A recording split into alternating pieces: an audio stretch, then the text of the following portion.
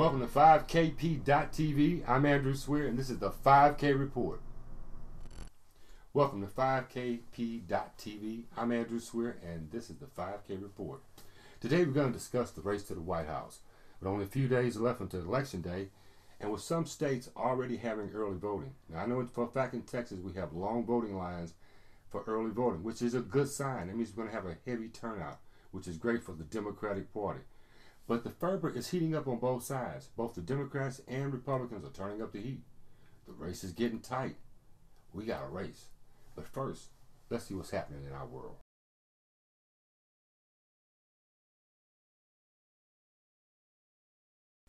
First off, let's talk about the big news. Hurricane Sandy. Hurricane Sandy is hitting the northeast coast, and it's going to collide with a snowstorm, heading for the same destination. Now, when those two storms hit, it's bound to be a powerful devastation. In New York alone, the lower side of Manhattan was shut down because of flooding. Over 7,500,000 homes are out of power because of Sandy. And over 39 deaths have been attributed to the storm. Now, Chicago is preparing for the storm because they know it's coming their way. It's going to have 60-mile-an-hour winds, over 14 feet surges from Lake Michigan. So the Chicago people are going to buckle down. They're going to do what Chicago people do. They're going to weather the storm. They're going to hunker down. Sandy is not only causing physical damage to our environment, but it's also causing financial damage. It shut down Wall Street.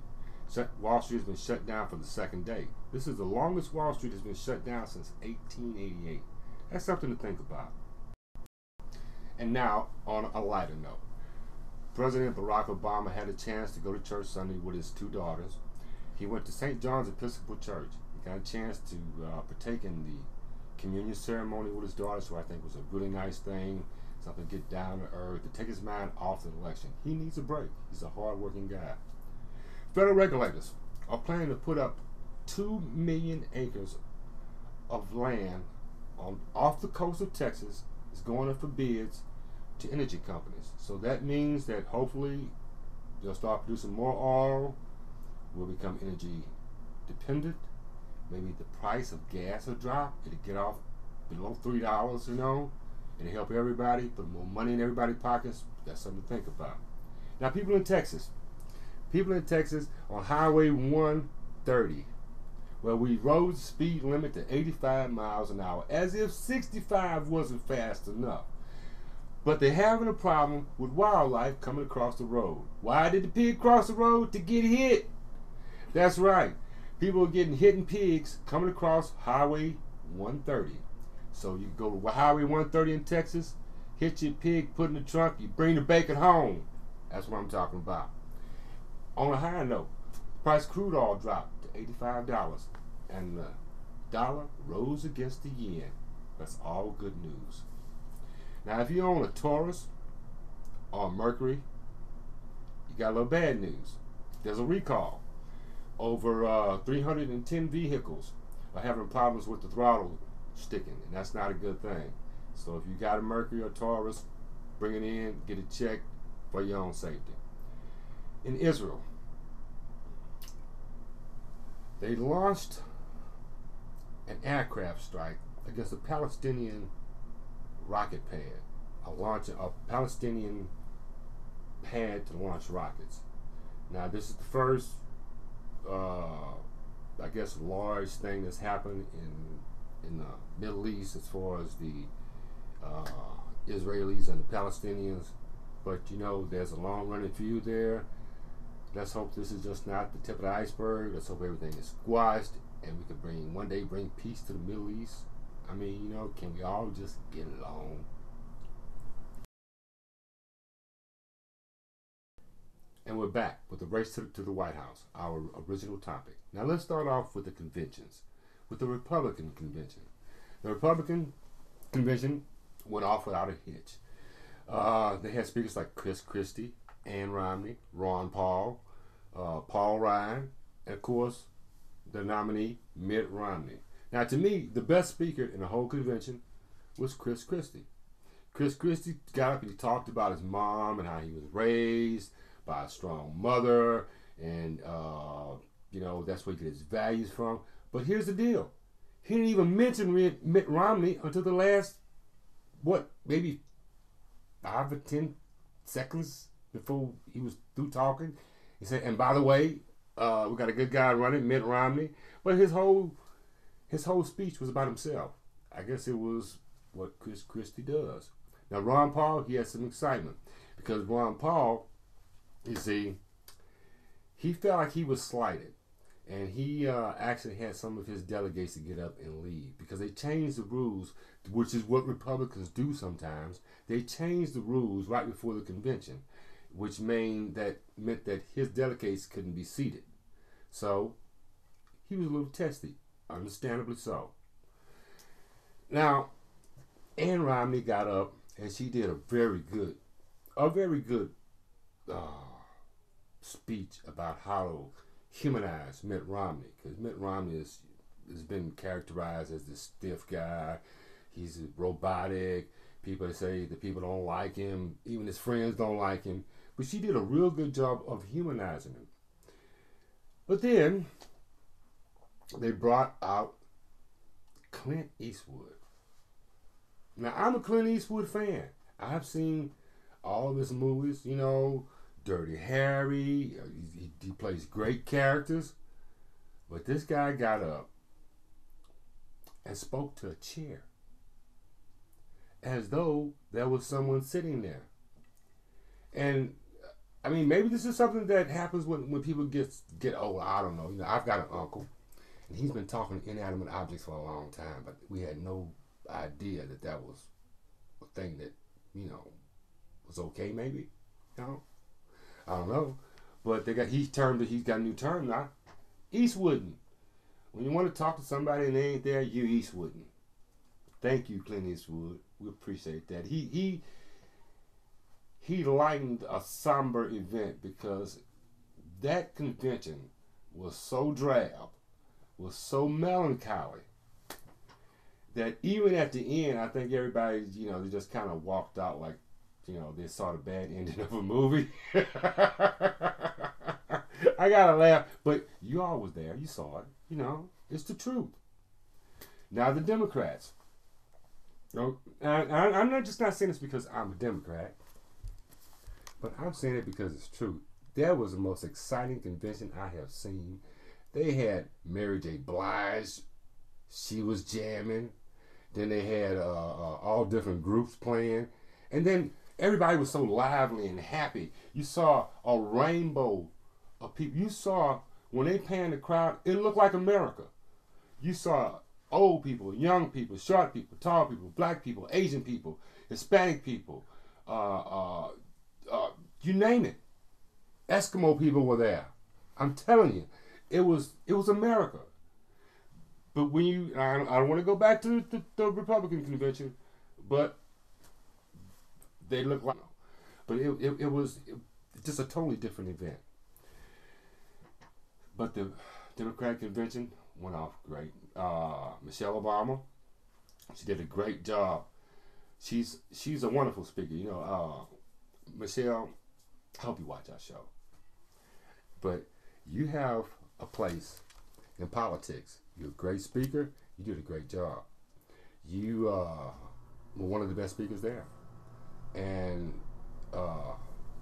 they had some really good speakers. So that's saying a lot. And like I say, the Democratic convention, when it ended, everybody, it was like when people left the Wizard of Oz or something. It was happy in the end. You know, everybody walked out, man. They was shaking hands, balloons were going, people were singing, the music was playing, balloons might not have been dropping. I can't remember, but it felt like balloons were dropping. That's what I'm saying. But that's what I got to say about the conventions. When we come back, we're going to talk about the debates. Blessed love, and thank you again for joining Through the Eyes of the Lion.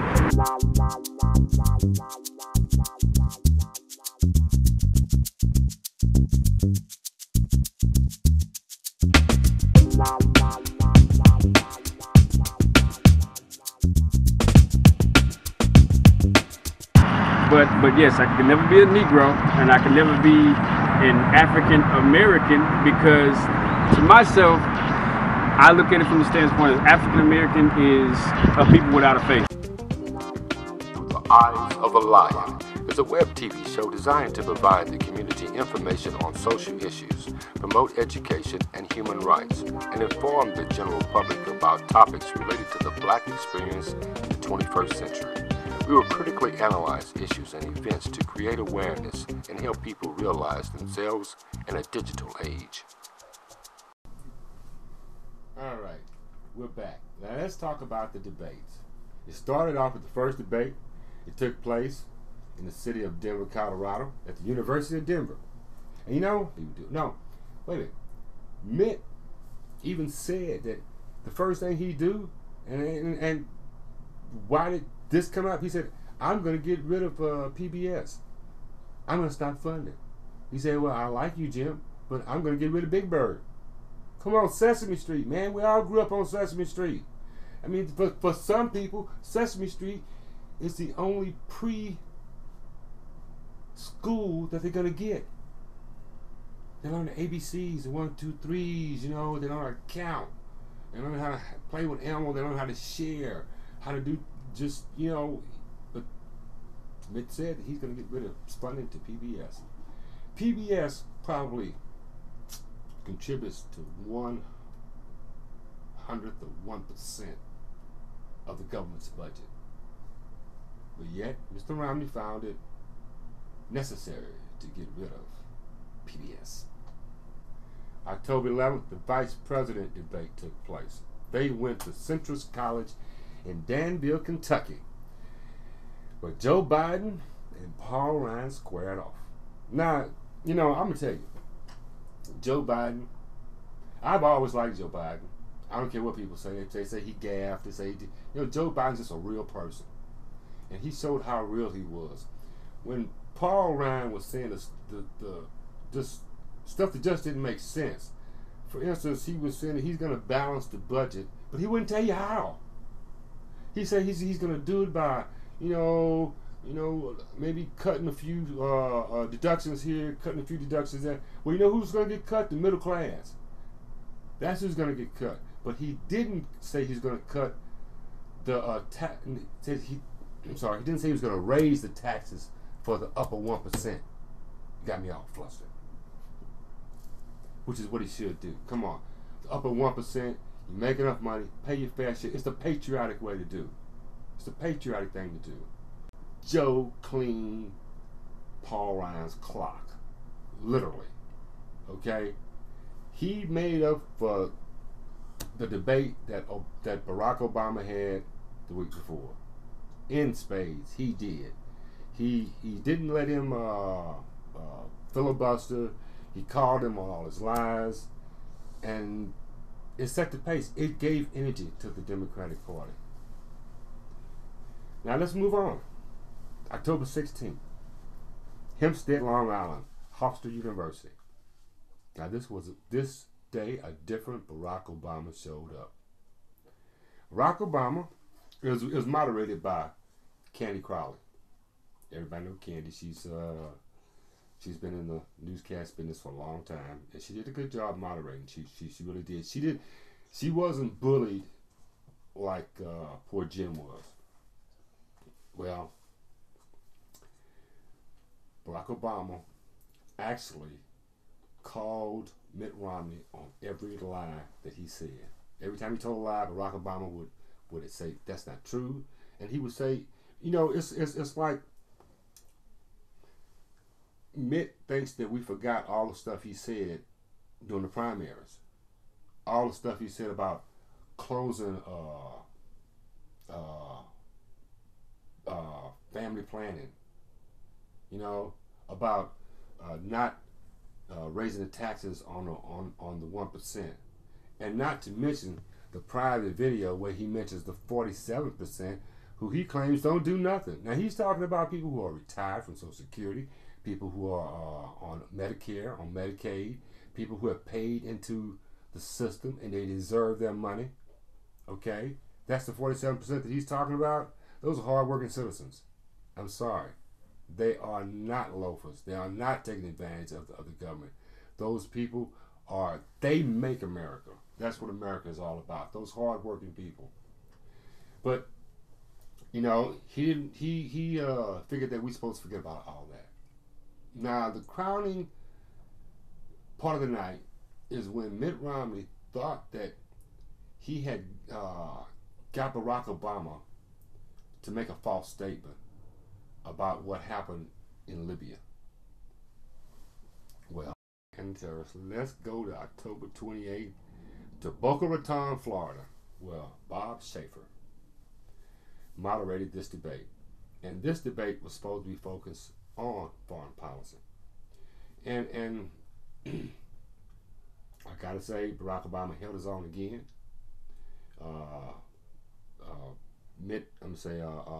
Bob Schaefer didn't let Mitt Romney run over him when he tried to overtalk Bob. Bob told him that, hey, you did a lot of talking too, let the president talk. He stopped him, which is what we needed a strong moderator to do.